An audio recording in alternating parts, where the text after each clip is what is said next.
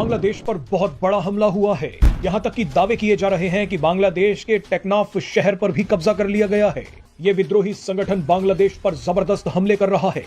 हमले इतने भीषण हैं कि बांग्लादेश की सेना म्यांमार बॉर्डर से भाग गई है। अरकान आर्मी रोहिंग्या मुसलमानों और बांग्लादेशी मुसलमानों पर ड्रोन से हमले कर रही है। कई लोगों का तो यहाँ तक कहना है कि अरकान आर्मी भारत को खुश करने के लिए बांग्लादेश के टुकड़े करना चाहती है। लेकिन अभी खबर ये आ रही है कि इंडिया से मुकाबला करने का सोचता हुआ बांग्लादेश म्यांमार के साथ मुकाबला करने में नाकाम हो गया। म्यांमार के जो रेबल्स हैं, वहाँ की ऑर्गेनाइजेशन या वहाँ से अटैक किया गया बांग्लादेश बॉर्डर के ऊपर और काफी हिस्से को कवर कर लिया गया है। स्टेटमेंट्स हैं, अगर आप इसको पढ़ें तो आपको ये समझ लगेगा कि over the period of time जो इंडियंस हैं दे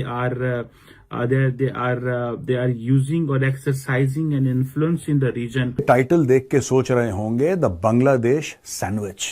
ये सैंडविच कैसे बन गया बांग्लादेश का? एक देश का सैंडविच कैसे बन सकता है?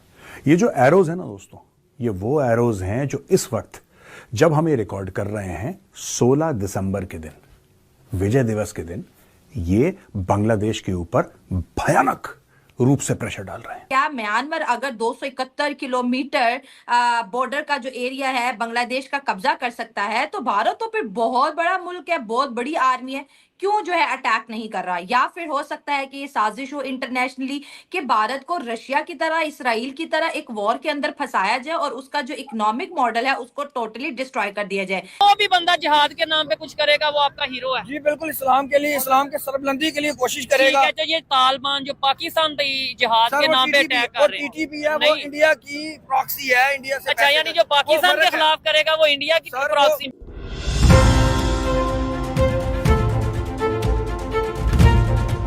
बांग्लादेश का सैंडविच। आप ये एरोज देख रहे हैं, ये एरोज क्या है?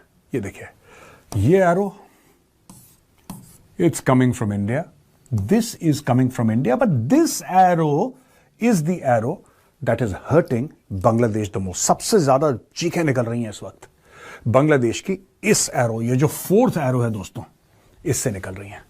और ये एरो आ रहा है अराकान रीजन से। आज की तारीख में इसको रखाइन बोलते हैं। यह अराकान स्टेट हुआ करता था, आज की तारीख में यह रखाइन स्टेट है। रखाइन स्टेट से अराकान की फोर्सेस बांग्लादेश के बिल्कुल बॉर्डर पे ये लोग लग चुकी हैं। और वहां पे खास तौर से उस पूरे एरिया में, कॉक्सेस बाजार के आसपास का जो एरिया है, उस पूरे खित्ते में एक डर का माहौल है। वो लोग कह रहे हैं कौन है ये अराकान फोर्स? ये कौन सी है फौज ये जो बिल्कुल सामने आ गई है, जो अपने आप को अराकान आर्मी बोल रही है? तो क्योंकि पिछला हमारा जियोपॉलिटिक्स बहुत खराब चल रहा था म्यांमार से, लेकिन अभी 28-29 दिन पहले म्यांमार के स्पोक पर्सन ने खुद एक्सेप्ट किया है कि उसके भारत से बहुत अच्छे रिलेशन हो चुके हैं। खुद एक्सेप्ट किया है म्यांमार के स्पोक पर्सन ने, और मैं उसका प्रूफ भी लेकर के आपके सामने बैठी थी। अब म्यांमार ने जिस हिसाब से बांग्लादेश के तेकनाफ पर कैप्चर कर लिया है, और चिटागोंग जहां पर सबसे ज्यादा, चिटागोंग जहां पर 2 लाख से ऊपर ज्यादा घुसपैठिया भरे हुए हैं रोहिंग्यास। अब बांग्लादेश ये सोच रहा है कि कहीं ना ये म्यांमार के अराकान आर्मी जो है ये धक्का मार करके सारे रोहिंग्या घुसपैठियों को हमारे पास ना भेज दे।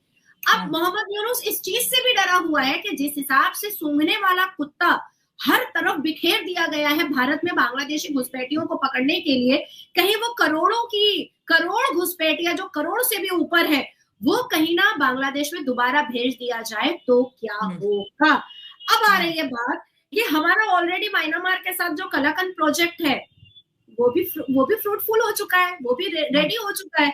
तो ये जो तेकनाफ तक म्यांमार की अराकान आर्मी जो तेकनाफ तक पहुंच चुकी है, तो ये तो बांग्लादेश के बिल्कुल करीब में है।